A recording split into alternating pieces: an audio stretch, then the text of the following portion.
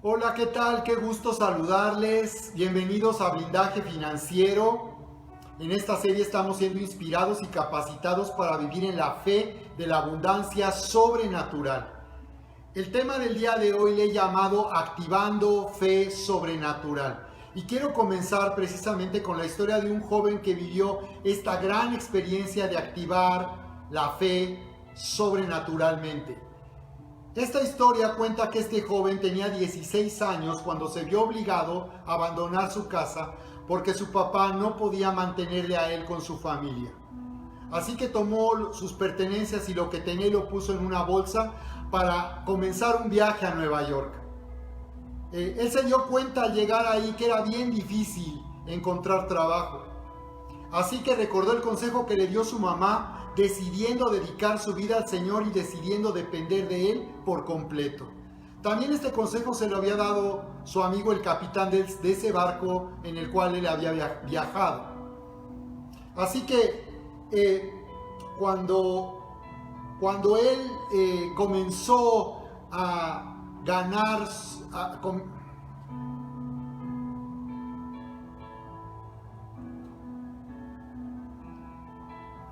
Hola, ¿qué tal? Bienvenidos a Blindaje Financiero. En esta serie estamos siendo inspirados y capacitados para vivir en la fe de la abundancia sobrenatural. El tema de hoy le he llamado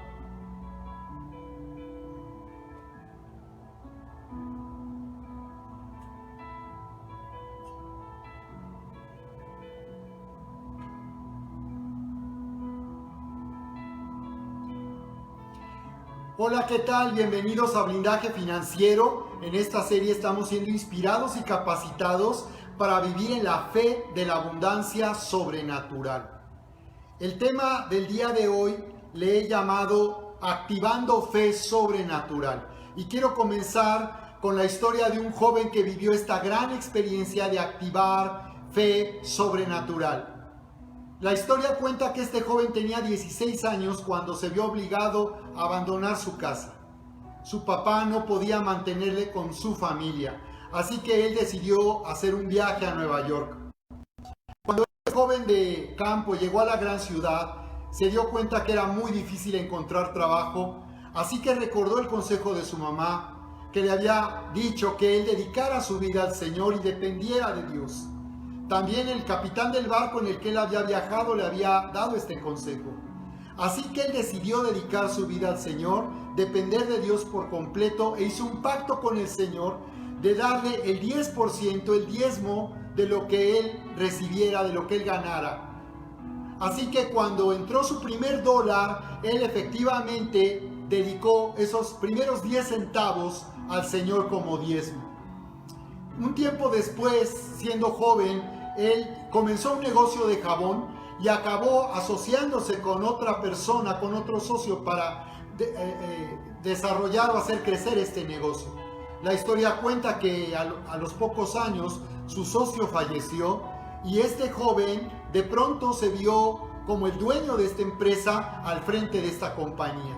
Fue entonces que le dio la orden a su contador de hacer una cuenta para ahí depositar el diezmo de todos los ingresos y de toda la ganancia que el negocio iba obteniendo.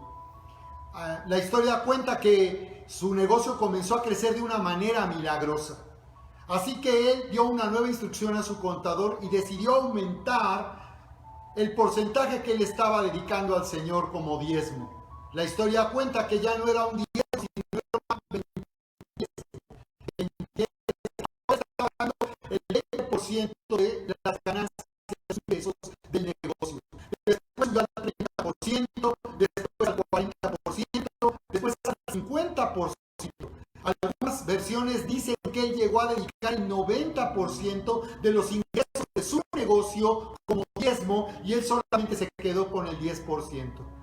Lo que este hombre de negocios próspero iba comprobando es que en la medida que aumentaba lo que él daba al Señor, de la misma manera se multiplicaba su negocio. Este hombre llegó a ser mundialmente famoso. Su nombre es William Colgate. Así es, él es el fundador de la famosa empresa Colgate y él no solamente fue el iniciador hizo que esta empresa se hiciera mundialmente famosa, sino que también fundó una universidad que lleva su nombre, la Universidad Colgate, y también participó en 1816 con otras personas para crear sociedades bíblicas como la American Bible Society en 1816, que a través de donaciones, ya no era el diezmo, sino aquí eran donaciones y ofrendas, ellos estaban de esta manera sembrando para la difusión de la Biblia, la palabra de Dios, en todo el mundo. Qué maravillosa experiencia la de William Colgate. Tú puedes ver su historia en Wikipedia y también vas a encontrar videos. Yo voy a compartir uno de los videos más populares que existen sobre William Colgate y tú lo puedes ver al final de esta conferencia. Así que lo que estamos viendo aquí es que en verdad en el mundo de los negocios y en todo lo que nosotros hacemos, cuando nosotros damos de esta manera a Dios el diezmo y damos las ofrendas, estamos activando la fe sobrenatural. Quiero comenzar precisamente explicando qué es activar la fe sobrenatural. Y lo que hemos venido exponiendo en esta serie es que nosotros necesitamos usar nuestra fe genuinamente, como la moneda del cielo.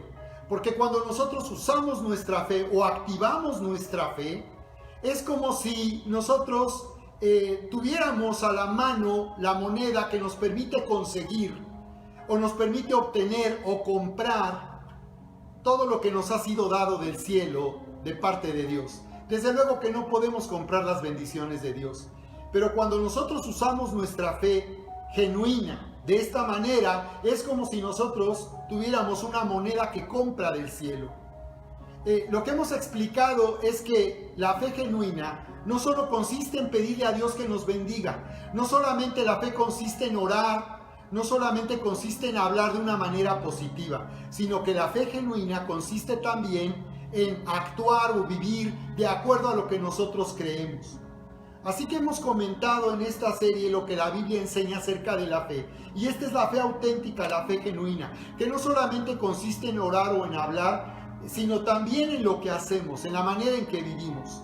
Por eso quiero en esta introducción mostrarte lo que nos dice la Escritura en Romanos capítulo 1, verso 17, donde nos dice, de hecho el Evangelio, la buena noticia de la salvación de Dios a través de Jesucristo, el Evangelio dice que en el Evangelio se revela la justicia que proviene de Dios. Y esta justicia por la cual nosotros somos dignos de ser perdonados y amados por Dios, dice que esta justicia que proviene de Dios es por fe de principio a fin.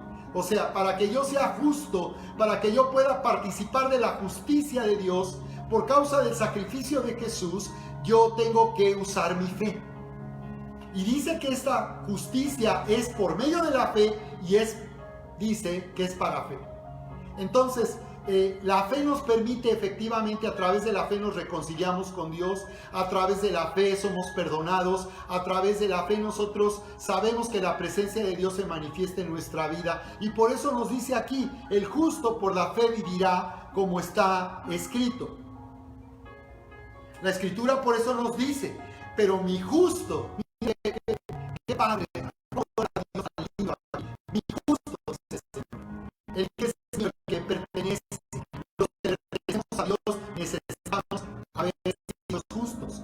Una persona que está separada de Dios no puede pertenecerle a Dios, necesitamos reconciliarnos a través de la justicia que hemos recibido como un regalo en Cristo Jesús. Así que por eso dice, pero mi justo vivirá por la fe. Y si vuelve atrás, no será de mi agrado. Observa cómo la Biblia dice que nosotros somos llamados a vivir por fe. Y esto quiere decir que cuando vivimos por la fe entonces nos hace orar, nos hace hablar, nos hace también actuar por la fe. Así que el justo por la fe vivirá. Y no, por tanto, si nosotros estamos orando con fe y estamos viviendo por fe, quiere decir que también de acuerdo a la fe que nos hace hablar, que nos hace orar, también nos hace vivir y tomar decisiones en relación a nuestras finanzas y en relación al dinero. Entonces, aquí lo que tenemos que ver es que a muchas personas quizás les resulta difícil poder vivir por fe cuando se trata del dinero. O piensan que vivir por fe es hacer toda clase de esfuerzos. Y muchos piensan que solamente se trata de afanarse y de esforzarse para conseguir las cosas. Pero estamos viendo aquí que la vida de los justos, la vida de aquellos que le pertenecen al Señor, es una vida de fe en todas las áreas. No podemos separar lo espiritual de todas las demás áreas de nuestra vida. Nuestra fe se va a manifestar en nuestra manera de vivir, en todo lo que estamos haciendo. Así que por eso tenemos que entender que la fe muchas veces parece, en nuestra experiencia personal, pareciera que la fe muchas veces no está dando respuesta a nuestra situación. Pero tenemos que entender que nuestra fe es una experiencia personal que vivimos y que va en aumento. Y es como la talla de la ropa, que parece quedarse corta ante lo que estamos viviendo, ante lo que sucede, y parece no ser suficiente para dar una respuesta a nuestra necesidad en este tiempo difícil. Lo que sucede es que la fe es como la talla de ropa. Mira lo que nos dice sobre esto la Escritura. Ahí en Efesios capítulo 4, verso 18. En Efesios capítulo 4, verso 18. Dice, más bien, déjame ver, Efesios 4, 22. Dice que en cuanto a nuestra pasada manera de vivir, se corrompe los deseos engañosos. Mira, cómo nos está hablando, despojarse de nuestra manera en lo natural, despojarse de nuestras viejas creencias, de nuestros juicios, de nuestros prejuicios, de la filosofía que tenemos hacia el dinero. Dice que es necesario despojarnos para vivir en vida nueva, despojarnos del viejo hombre, de nuestra naturaleza separada de Dios. Entonces nos dice aquí la Escritura, enseguida nos dice entonces la Escritura,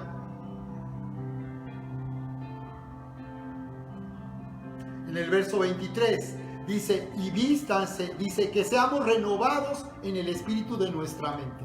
Entonces, como despojarse como la talla de la ropa, que tú cuando la ropa ya no te queda, lo que tienes que hacer es cambiar de talla. Y así es también con la fe. Nosotros necesitamos, por tanto, a través de lo que estamos viviendo, ir a un nuevo nivel de fe, que nos dará la capacidad y la habilidad para poder recibir lo que nos ha sido dado. Eso es lo que sucede con la talla de ropa. Hay que cambiar la talla. Si ya no nos queda, no nos vamos a quedar desvestidos, encuerados, ¿verdad? Lo que hacemos es cambiar la talla. Y lo que hacemos es usar la talla adecuada. Lo mismo sucede con la fe. Nosotros necesitamos entonces ir a un nuevo nivel de fe, y como dice aquí la Escritura, esto sucede al ser renovados en el espíritu de nuestra mente. Entonces es nuestra mente siendo nueva, hacer nueva nuestra mente a través de la influencia de lo que Dios dice a través de su palabra. Lo que Dios dice en su palabra renovará nuestro entendimiento, hará que nuestra mente ya no trabaje de acuerdo a la vieja manera de vivir, sino de acuerdo a la nueva vida que tenemos en Cristo. Qué maravilloso es saber que somos dignos, por causa de la justicia de Cristo Jesús, somos dignos del amor de Dios. Somos dignos que Dios nos prospere. Somos dignos ahora de vivir en abundancia. Jesús dijo, yo he venido para que tengan vida y la tengan en abundancia. Somos dignos de recibir sanidad. Somos dignos de vivir de acuerdo a esta nueva vida, a esta vida abundante. Así que necesitamos por eso ser renovados, dice aquí, en el espíritu de nuestra mente. Y dice, por tanto, que nos vistamos de nuevo hombre. Aquí puedes ver un cambio de talla. La fe es como la ropa. Necesitamos cambiar, por tanto, la talla y hacer que nuestra fe se ensanche como la ropa y nos quede de acuerdo a lo que nosotros necesitamos enfrentar en este tiempo. Dice que nos vistamos del nuevo hombre, el cual dice es de acuerdo a la semejanza de Dios. Este nuevo hombre es nuestra vida en Cristo. Cuando nosotros nos conectamos y vivimos nuestra nueva vida en Cristo, dice que venimos a ser semejantes a Dios. Claro, porque en Cristo nosotros somos hechos una persona nueva semejante a Dios. Dice, creado en la justicia y santidad de la verdad. Entonces en Cristo nosotros dice que hemos sido creados, somos una nueva persona, de acuerdo a la justicia y la santidad de la verdad. Así que la verdad de Dios nos hace justos y nos hace santos, limpios, apartados para vivir una vida agradable a Dios. Por esa razón, quiero continuar mostrando lo que nos dice Efesios acerca de este cambio de vida que hemos experimentado. Y nos dice cómo nosotros estábamos viviendo entenebrecidos en el entendimiento cuando estábamos lejos de Dios. Viviendo lejos de Dios, estamos en oscuridad. Si tú tuvieras la luz aquí cerca, estarías iluminado. Pero si tú te alejas de la luz o le das la espalda, estarías en tinieblas. Es lo que nos dice la Biblia. Nuestro entendimiento estaba entenebrecido, dice. Nuestra mente era incapaz de entender lo que la Biblia dice y que nos lleva a fe. Nuestra mente normalmente nos confronta y nos lleva a un conflicto con lo que Dios dice a través de su palabra. Por eso muchas personas traen un conflicto con respecto al dinero. Traen un conflicto para traer a Dios el diezmo y darle a Dios la ofrenda. Porque efectivamente nuestra mente está en esa incapacidad natural. Pero nos damos cuenta que la palabra es una luz y que cuando nos acercamos a la palabra dejaremos de vivir en tinieblas. Nuestro entendimiento será iluminado. Claro, si tú pones una barrera y tú ignoras o rechazas lo que Dios te está hablando en relación a esto, claro, tu mente estará nuevamente entenebrecida. Y dice que el problema de que la mente esté entenebrecida es porque estábamos excluidos de la vida de Dios. Separados de Dios, la mente estaba entenebrecida. Claro, separados de Dios, que es la luz, nosotros estábamos en tinieblas. Y dice que estar excluidos o ajenos a la vida de Dios era por causa de la ignorancia. O sea, nosotros ignorábamos lo que Dios había hecho para salvarnos a través de Cristo Jesús, o no lo sabíamos.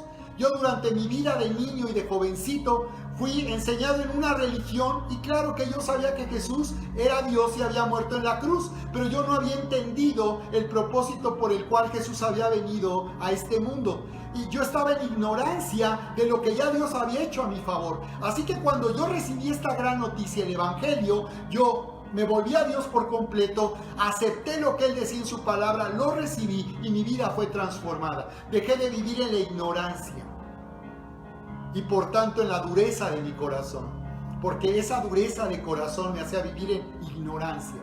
Ahora Dios trabaja para atraernos hacia Él y finalmente que podamos conocerle. Saben, Dios es el que da siempre el primer paso y Él dio el primer paso en mi vida.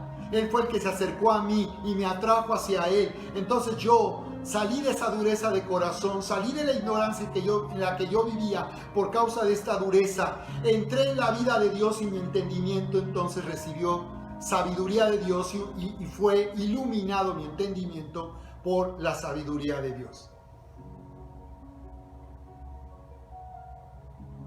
De la misma manera ahora nosotros tenemos este llamado a vivir en vida nueva. Por eso necesitamos, para poder vivir en la sobreabundancia que Dios nos ha llamado a disfrutar en este mundo, necesitamos nuevamente ir a su palabra y darnos cuenta que la casa de Dios es una casa de sobreabundancia. Es una casa de sobreabundancia, porque aquí lo dice en la Escritura. Malaquías 3:10 dice, traed todo el diezmo al alfolí, para que haya alimento en mi casa, y pónganme ahora a prueba en esto, dice el Señor, si no les abriré. En el original dice las compuertas, no es windows, como se dice en inglés, sino en la King James dice floodgates. Y eso quiere decir compuertas, como una presa. ¿Tú has visto las compuertas de una presa? Son gigantescas. Imagínate el cielo, la riqueza que hay en el cielo por causa de Cristo. Dice que se necesitan compuertas para que Dios las abra.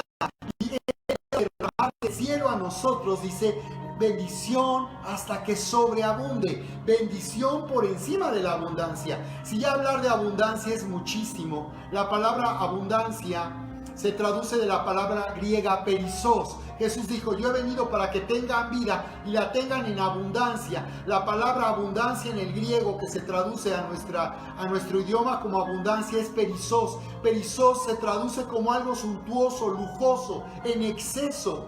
Suntuoso es algo más allá de lo necesario.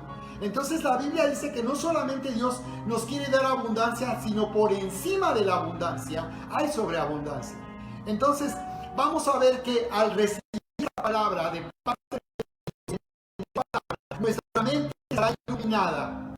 Nuestra mente, por tanto, estará no ajena a Dios, sino estará disfrutando de la palabra de Dios y por tanto disfrutando de esta sobreabundancia. Entonces nos dice que por eso hay que traer, dice, el diezmo al alfolí. Todo el diezmo, dice aquí. Aquí dice en particular todo el diezmo, en otra versión dice el diezmo completo, porque aún en esto Dios es muy claro y muy directo al decirnos qué es lo que quiere y demanda en nuestras finanzas. Y Dios dice que Él demanda en nuestras finanzas el diezmo. La palabra viene en el hebreo del número 10. Entonces Dios nos está diciendo que hay una parte en nuestras finanzas que a Él le pertenece. Y aún dice que nosotros tenemos la decisión de traer el diezmo o de no traerlo. Por eso Él dice, pruébenme ahora, pónganme a prueba y yo haré que las compuertas de los cielos se abran para ustedes y derrame bendición hasta que sobreabunde. Pero entonces todavía tenemos la decisión. Pero es lo que Dios demanda. Finalmente es un mandamiento de parte de Dios. Y Él está diciendo, traigan todo el diezmo. No lo que nos parece justo para Dios, no lo que creemos. Hay personas que no diezman porque consideran que tienen muy poco. Y hay personas que no diezman porque les parece que es demasiado. Como puedes ver, el problema no es ese. El problema es la actitud que tenemos hacia la palabra. Si nosotros ignoramos, si nosotros rechazamos lo que Dios nos está hablando, o nosotros aceptamos lo que dice y nos sometemos la mente a lo que dice su palabra, entonces nosotros activaremos la fe sobrenatural, como lo hizo William Colgate. Él activó la fe sobrenatural al traer el diezmo para Dios. Entonces dice, traigan todo el diezmo, íntegro, completo. Y esto nos habla también de obediencia, claro. Aún la obediencia es un fruto de intimidad y amistad con Dios. Cuando nosotros estamos viviendo en intimidad con Dios, el fruto va a ser obediencia. Nosotros vamos a obedecer el amor de Dios. Vamos a obedecer a la verdad de Dios. Eso es a lo que obedecemos, al amor de Dios, porque sabemos que nos ama. Y sabemos que Dios no está diciendo esto para perjudicarnos, o nos está despojando, quitando de algo que necesitamos. En realidad lo que Él realmente desea es multiplicarnos. Recuerden la historia de aquel joven rico que vino con Jesús, en donde él venía diciéndole a Jesús, ¿qué puedo hacer para heredar la vida eterna? Y Jesús le dijo, ya conoces los mandamientos. Y el joven rico le dijo, sí, yo conozco todos esos mandamientos. ¿Qué más debo de hacer? Como diciendo, yo ya lo hice todo eso. Yo ya hice todo eso. Jesús le dijo, dale todo lo que tienes a los pobres y tú ven y sígueme. Y dice que el joven se fue triste porque era rico y tenía muchas posesiones. El joven no quiso seguir a Jesús porque él se sintió amenazado en sus intereses, pensando que Jesús lo quería despojar o lo quería en la pobreza para él darle todo a Dios. Pero Jesús, después de que él se fue, le dijo a sus discípulos, cuando ellos le dijeron, Señor, entonces ¿quién podrá ser salvo? Lo que tú dices es demasiado elevado, es demasiado exigente, ¿quién podría hacer eso? Y Jesús les dijo, de cierto les digo, que todo el que deje por mí, todo lo que tiene, propiedades, casas, aún todo el que dice, no, el que deje todo lo que tiene, dijo el Señor, yo haré que tenga 100 veces más. Entonces esta historia nos habla de que en realidad Jesús no quería al joven en la pobreza, lo quería aumentar 100 veces más de lo que él tenía. Pero lo que Jesús quería es que este joven no pusiera su confianza en el dinero, pusiera su confianza en Jesús y lo siguiera a él. De la misma manera, el Señor aquí nos está hablando, traigan todo el diezmo al alfolí. La palabra alfolí se refiere a un gran almacén. Imagínense, Dios había ordenado al pueblo de Israel, como comenté en nuestro video anterior, donde hablé de la promesa de sobreabundancia, cómo Dios ordenaba en la ley al pueblo de Israel subir a adorarle al templo que les ordenó construir 3 veces al año. Ellos traían todo lo que habían guardado del diezmo. Cada vez que iban a Jerusalén llevaban todo el diezmo de lo que habían guardado durante el año. Así que se requerían grandes almacenes para poder ahí guardar todo el diezmo de toda la nación. Así que por esa razón Dios estaba reclamando a su pueblo, aquí en Malaquías 3:8, y les decía: ¿robará el hombre a Dios? Dice: pues ustedes me han robado, porque ustedes dicen: ¿en qué te hemos robado? Claro, la gente decía: ¿cómo le puede alguien robar a Dios? Entonces, ¿qué es robar? ¿Por qué Dios dice que le han robado? Porque Él decía: ustedes han tomado algo que no les pertenece, sino que me pertenece a mí. Ah, sí, ¿y en qué te hemos robado? Decía el pueblo de Israel. No, nosotros te amamos, te adoramos, te servimos. ¿En qué te hemos robado? Pues me han robado en el dinero, decía el Señor, en los diezmos y las ofrendas. Entonces aquí Dios está estableciendo que Él reclama y le pertenece el diezmo. Y por tanto, decía: traigan todo el diezmo al alfolí. Entonces Él hablaba de guardar todo ese diezmo en el alfolí. Así que entonces, bueno, la pregunta es, nuevamente aquí en Malaquías capítulo 3, verso 10, traigan todo el diezmo al alfolí para que haya alimento en mi casa. ¿Cuál es el propósito del diezmo? ¿Para qué se debe destinar el diezmo? Entonces aquí Dios está hablando de cómo él administra el dinero en su casa, en la iglesia. Cómo Él ordena que se administre el dinero, a qué se destine el dinero que se recibe. Ustedes saben que aquí en esta casa, en la iglesia, acostumbramos tomar el diezmo y la ofrenda. Y muchos lo hacen pensando que es una costumbre, o saben o perciben que hay gastos que hay que cubrir aquí en la iglesia, como el pago de la renta del auditorio, como gastos que necesitamos constantemente para el mantenimiento de nuestras instalaciones, necesitamos equipamiento, necesitamos equipo de sonido, una consola, micrófonos, tenemos tantas necesidades y un presupuesto. Entonces Dios dice a qué se debe dedicar el diezmo. Entonces hace una distinción entre el diezmo y la ofrenda. Aquí nos habla únicamente del diezmo. La diferencia es que la ofrenda es algo que nosotros damos voluntariamente a Dios y que damos tanto cuanto queramos. Podamos dar incluso más del 10% como ofrenda. Hay personas que piensan que al dar el diezmo no tienen por qué dar ofrenda, como si hicieran un favor a Dios. Cuando la Biblia dice que Dios dice que si no le damos el diezmo, traemos el diezmo, le estamos robando. Es decir, estamos tomando algo que no nos pertenece. Así que en cierto modo, traer el diezmo no es un mérito. Traer el diezmo es en realidad algo que tenemos que hacer. Porque Dios dice que si no lo hacemos, le estamos robando. En cambio, la ofrenda no es una obligación que tenemos con Dios. Tengo que hablar de esa forma, pero así es, no es una obligación. Dios dice que la ofrenda es algo voluntario. El diezmo, claro que también se entrega o se trae de manera voluntaria, pero para Dios constituye una obligación, un deber, traer el diezmo. Entonces, Dios dice que el propósito es que haya alimento en su casa. Entonces vamos a entender a qué se refiere Dios cuando habla de que haya alimento en su casa. Y Dios dice esto ahora en el Nuevo Testamento. Lo dice en el Nuevo Testamento. Yo tengo en el siguiente tema, vamos a hablar de cómo el diezmo es la voluntad de Dios. Y vamos a ver cómo el diezmo no solo era algo de la ley, como muchos piensan o muchos creen o dicen, sino el diezmo es algo vigente, fue antes de la ley, fue parte de la ley y sigue vigente después de la ley hasta nuestros días. Lo primero que sorprende es que Dios hable de esto en el Nuevo Testamento, porque muchos piensan que esto era del Antiguo Testamento. Aquí lo podemos ver. Dios dice: ¿que ustedes no saben que los que trabajan en el santuario comen del santuario y los que sirven del altar participan? Entonces Él habla de esta forma retórica en su palabra para hacernos reflexionar. ¿Que ustedes no saben? Entonces nos está diciendo: ustedes esto es algo que deberían de saber. O ustedes es algo que saben y que están ignorando o ignoran deliberadamente.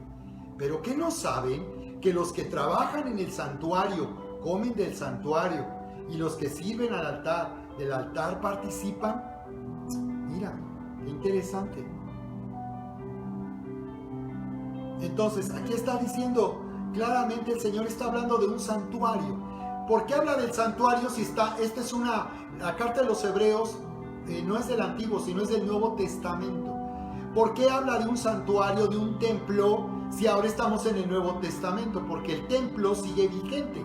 Sabemos que Dios dice que el templo, nosotros somos su iglesia, no es un edificio. Para Dios el templo no es el edificio. Muchos dicen, vamos al templo, y se refieren al auditorio, al lugar de reunión, pero el templo no es el lugar de reunión. Ahora, después que Cristo murió y resucitó, nosotros somos el templo, porque Él ya no habita en un lugar, como antes en el Antiguo Testamento. Él se manifestaba en el templo, visiblemente. Él ahora se manifiesta en nuestro corazón, en nuestra vida, y se manifiesta cuando nosotros nos reunimos en su nombre. Por eso es tan importante reunirnos. Por eso es tan importante congregarnos, y por eso es tan importante que, a pesar de lo que hemos vivido en este tiempo, con esta pandemia que ha tenido las iglesias cerradas y nos ha tenido en un confinamiento de más de 5 meses y probablemente se extienda hasta el fin del año, finalmente es necesario congregarnos, porque nosotros, al reunirnos, somos el templo del Dios viviente. Así que por eso aquí está hablando de un santuario, un templo. El santuario es un templo, un lugar donde Dios habita, donde la presencia de Dios se manifiesta. Entonces dice, ¿qué no saben que los que trabajan en el santuario? Entonces hay gente que trabaja en el santuario. Dios tiene personas trabajando para Él en el templo o en el santuario, en la iglesia. Aquí es donde Él llama a los pastores. Efesios nos habla, por tanto, del ministerio quíntuple y de 5 ministerios, y uno de ellos son los pastores. Y todavía habla que los pastores que gobiernan en la iglesia son aquellos que, por tanto, trabajan en el santuario. Y vamos a ver que se habla de esta forma también en otra escritura. Dice, ¿no saben que los que trabajan en el santuario comen del santuario, y que los que sirven del altar participan? Entonces está dejando muy claro el Señor acerca de esto. Y nos está diciendo, así también ordenó el Señor a los que anuncian el Evangelio que vivan del Evangelio. Entonces esto nos deja más claro. Él está haciendo una comparación y decía, así como en el Antiguo Testamento fue mi voluntad, y yo ordené que se construyera primero una tienda, un tabernáculo, que el pueblo de Israel transportó en el desierto cuando salieron de Egipto e iban hacia la nueva vida que les esperaba en la tierra de Canaán, y ellos levantaban una tienda en el desierto que estaba en el centro del campamento y en el lugar del santuario donde Dios se manifestaba, y luego ordenó la construcción de un templo. Dice que así como en el Antiguo Testamento era un lugar físico donde Él se manifestaba, de la misma manera ahora, bajo el nuevo pacto que es por gracia, nosotros estamos unidos a Dios por un nuevo pacto. Ya no es por cumplir la ley, porque por cierto nadie cumplía la ley ni podía cumplir la ley, sino un nuevo pacto basado en el sacrificio de Jesús. Y entonces el Señor nos dice que de la misma manera ahora, en este tiempo del nuevo pacto de la gracia, de la misma manera, dice, también así ordenó el Señor que a los que anuncian el Evangelio, a los que trabajan en la iglesia, a los que están dedicados como pastores de tiempo completo, dice que así ordenó el Señor que los que anuncian el Evangelio vivan del Evangelio. Así que aquí podemos ver que tomar el diezmo como un ingreso personal para los pastores no es algo deshonesto, no es lucrar con las cosas espirituales. Vemos que es un derecho completamente legítimo establecido por Dios.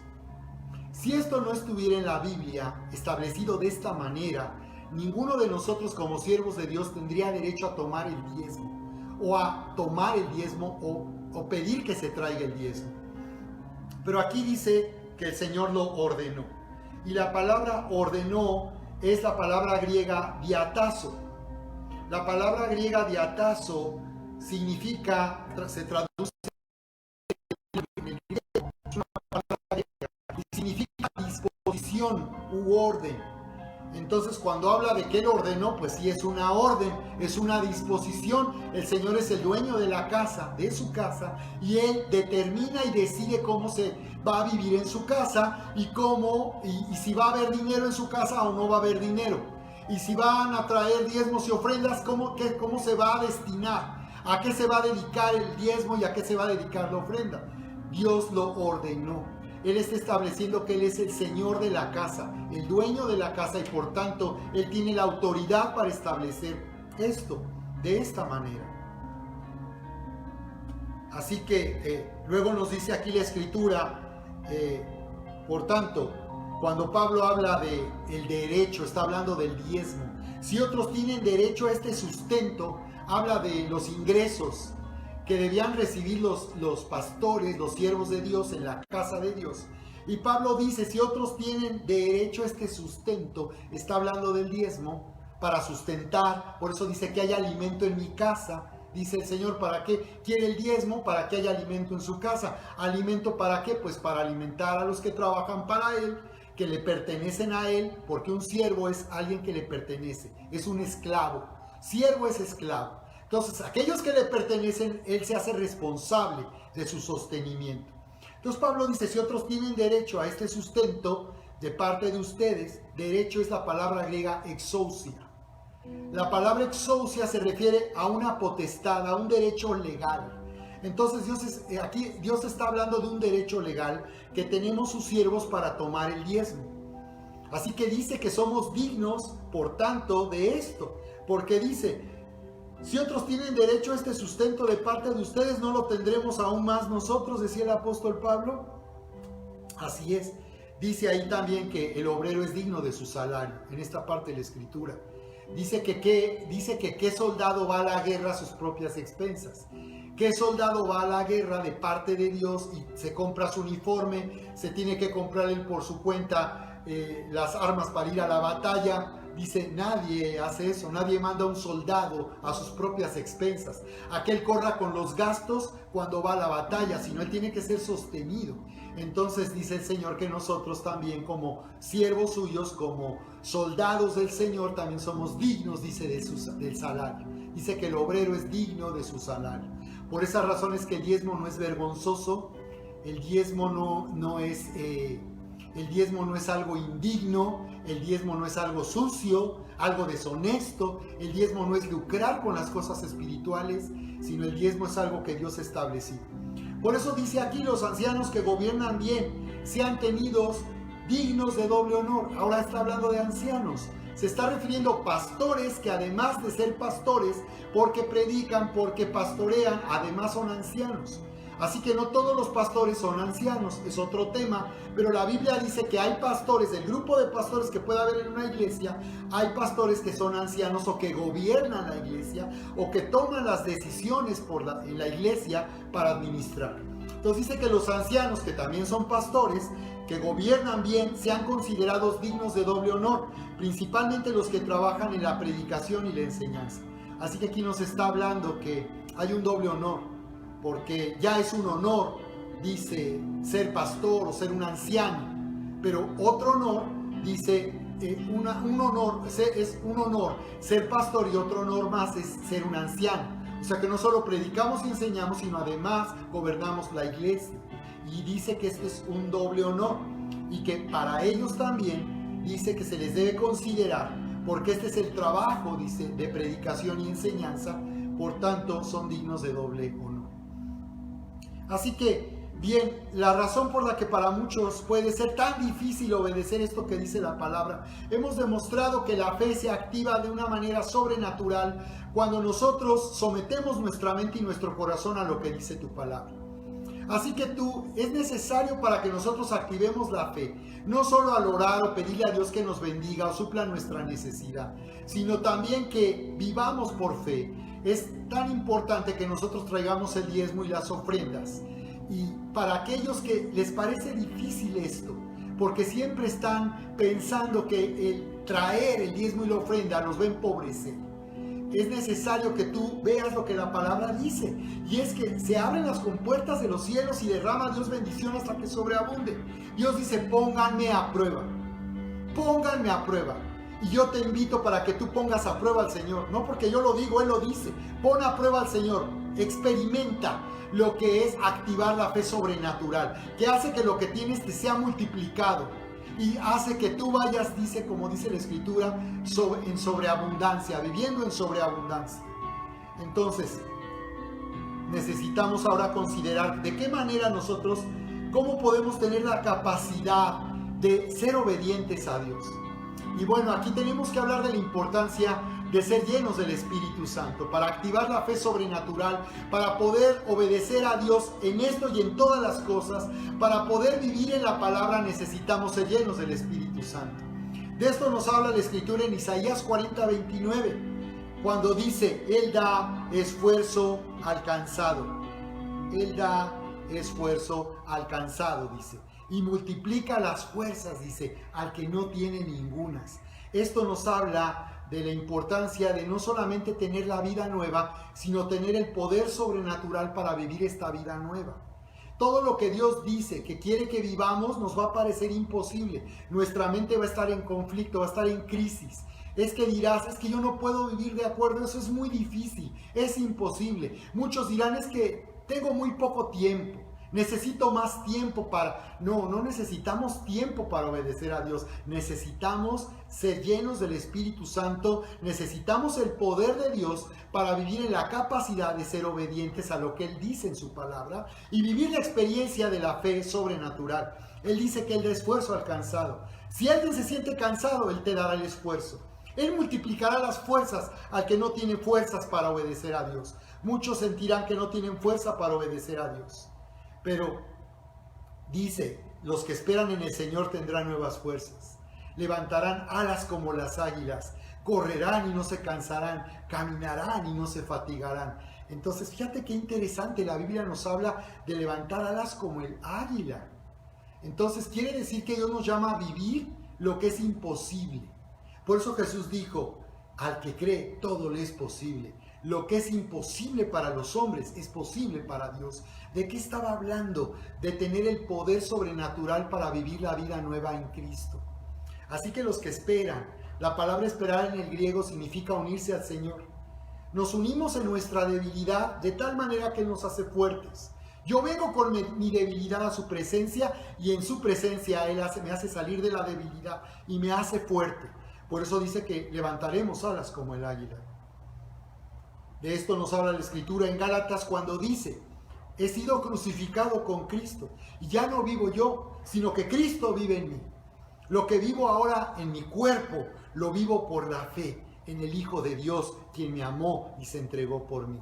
Así que esto nos está hablando de cómo vamos nosotros a levantar alas como el águila, cómo vamos a vivir en el poder sobrenatural para activar la fe sobrenatural. Si yo tengo esta capacidad sobrenatural, podré activar la fe sobrenatural, no solo pidiéndole a Dios cosas que parecen imposibles, no solo orando por cosas que son imposibles humanamente, sino también viviendo de una manera imposible, trayendo a Dios el diezmo y la ofrenda. ¿Cómo será eso? Pues dice que cuando yo entro a la presencia de Dios y le pido que me llene de su presencia y de su Espíritu Santo, dice que ahí es donde soy crucificado con Cristo.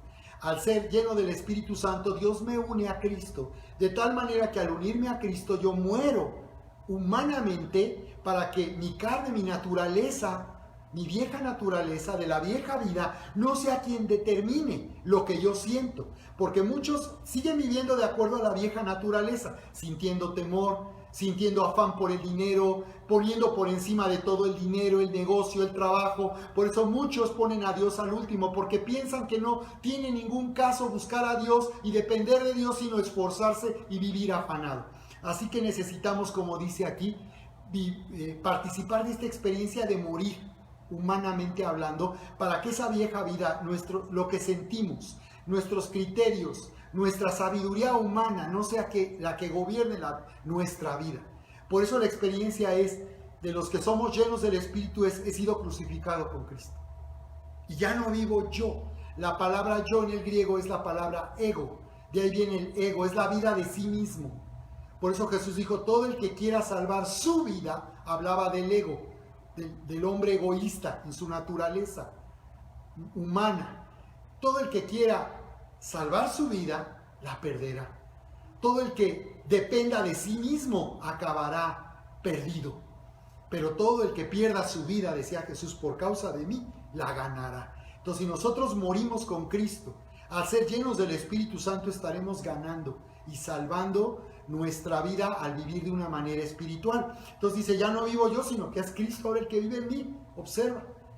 Y dice, lo que ahora vivo humanamente en mi cuerpo, en mi carne, ya no lo vivo, ya lo vivo en el cuerpo, no lo vivo en mi mente, porque yo siento, lo vivo por la fe en el Hijo de Dios, que me amó y se entregó por mí.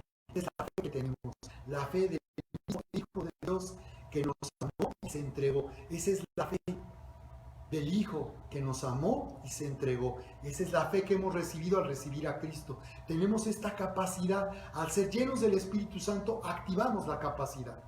Es como el botón de cualquier dispositivo de una pantalla. Si tú oprimes el botón, la pantalla tiene todo el potencial de poder darte una imagen, pero tú tienes que oprimir el botón, el control, para que pueda activarse el funcionamiento de un dispositivo, de un equipo de tecnología. De la misma manera es la vida espiritual. Nosotros tenemos que ser llenos del Espíritu Santo para que podamos activar nuestra fe sobrenatural. Necesitamos ser llenos del Espíritu. Por eso dice la Escritura, tengan cuidado de su manera de vivir. No vivan como necios, sino como sabios. No vivan como necios, sino como sabios. Dice, aprovechando al máximo cada momento, porque los días son malos. Observa, sean sabios, aprovechando el momento oportuno. Hay días malos. Entonces dice, aprovechemos bien el tiempo, no subordinándonos a los días malos, sino viviendo sobrenaturalmente por encima de esos días malos. Entonces sean sabios, dice aquí la Escritura. Por tanto, la conclusión es, no se emborrachen con vino que lleva al desenfreno. Al contrario, sean llenos, dice, del Espíritu Santo. Dice, por eso dice, no sean insensatos, sino entiendan cuál es la voluntad del Señor. Sean sabios, vivan de acuerdo a la voluntad de Dios. ¿Y cuál sería la voluntad de Dios para ser sabios? Bueno, pues la voluntad de Dios está aquí. ¿Cuál es la voluntad de Dios? Que no te embriagues con vino. El vino, o cuando una persona se alcoholiza, el sistema nervioso está trastornado por el alcohol. Por eso es que los borrachos se comportan de maneras tan extrañas. Hay unos que se ponen contentos, otros se ponen amorosos, se ponen cariñosos, otros se ponen violentos y agresivos. Porque el alcohol afecta y trastorna el sistema nervioso. Entonces establece una comparación con el alcohol, el ser lleno del Espíritu, que así como el alcohol o el vino pueden trastornar a una persona, también el Espíritu nos va a trastornar. Nos va a trastornar para bien, va a sacudir nuestra manera humana de vivir, nos va a trastornar para no vivir humanamente, sino para vivir de una manera sobrenatural. Al contrario, sean llenos del Espíritu, sean llenos del Espíritu. Dios te está llamando a activar tu fe sobrenatural en este tiempo difícil. Lo que es imposible para los hombres es posible para Dios, y al que cree, todo le es posible. Les amamos, familia.